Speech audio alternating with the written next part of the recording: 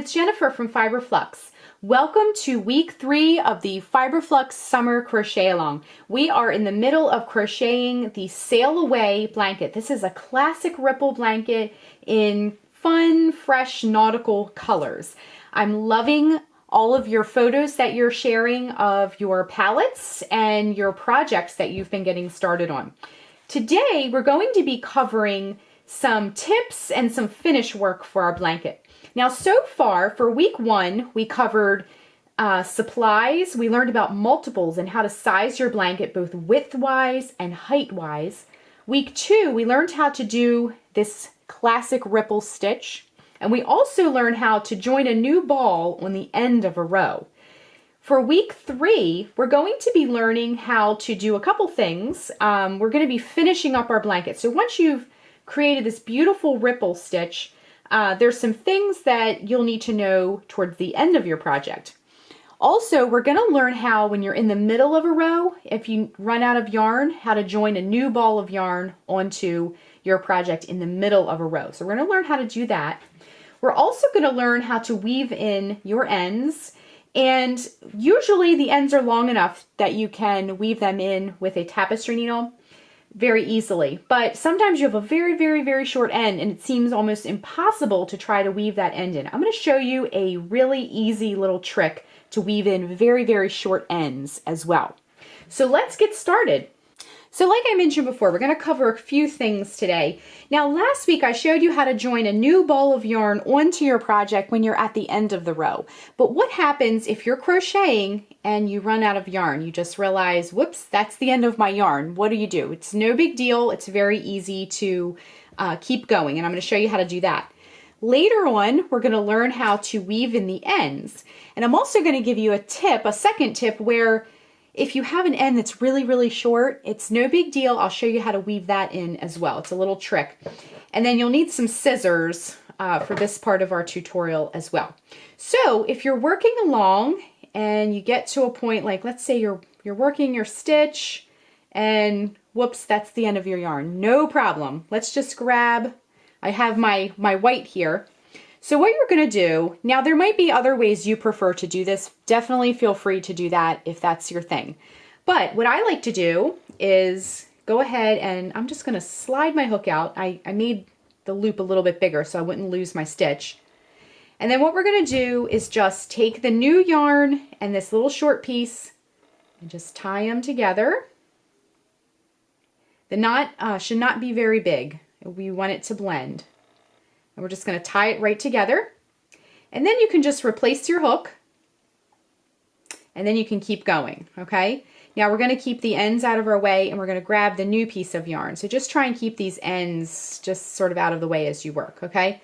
So you can just keep going with your stitches. Make sure you're grabbing the right thing and not these little ends here. It can get a little bit confusing, okay? And now you're ready to just keep working on your ripple. Now, if you missed the ripple tutorial part of our blanket, that was last week. I'll put the link below for that as well. But once you get your new yarn tied on mid-row, you can just keep on going like it never happened. Okay, so I'm going to show you next how to deal with some of these ends.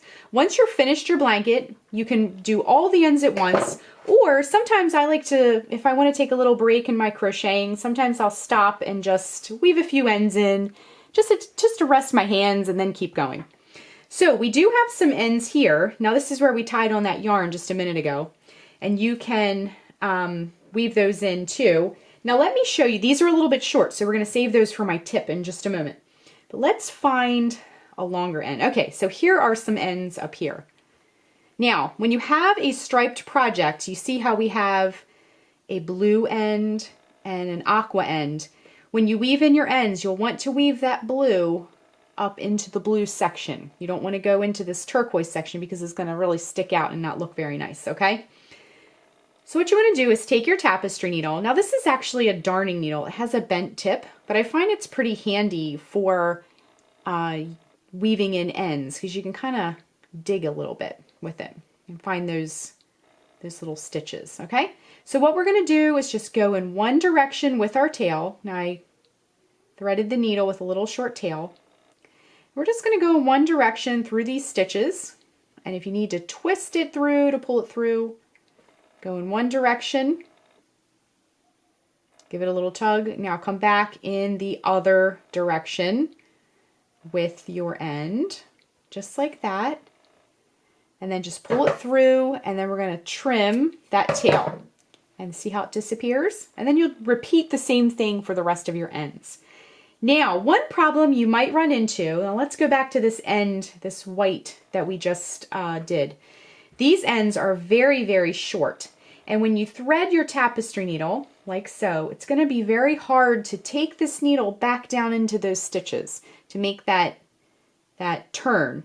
So what you'll want to do is, if you run into this situation, don't thread the needle first. Run the needle into the stitches before you thread, just like this,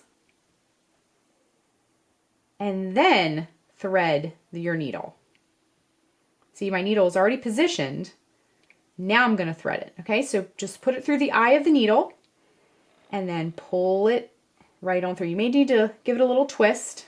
Okay, now I don't have quite enough to make another pass through, but sometimes you have to make do when you have a small end like that. Okay, so all I did was I sent the needle through first and then threaded the eye. Okay, so that's just a little tip.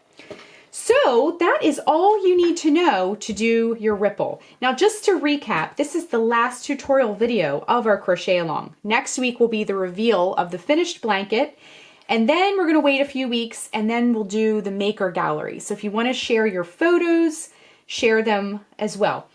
So just to recap, we have talked about sizing your blanket. We talked about multiples. We talked about supplies. We learned how to do this stitch tutorial, and then we learned how to change colors at the end of the row.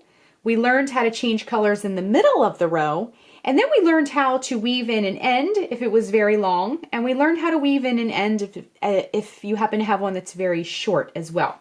So I hope these tutorials helped you. If you have any other questions, hop over to the Ravelry group that we have, and you can ask questions. You can help others too. A lot of you have a lot of expertise in crochet, and you can also show off your work. So stay tuned for next week for the big reveal. I'm going to be showing off this beautiful ripple stitch blanket, and I can't wait to see yours as well. Thanks so much for watching, and I'll see you next week. And don't forget to hit that subscribe button to get all the latest Fiber Flux video updates. Thanks again.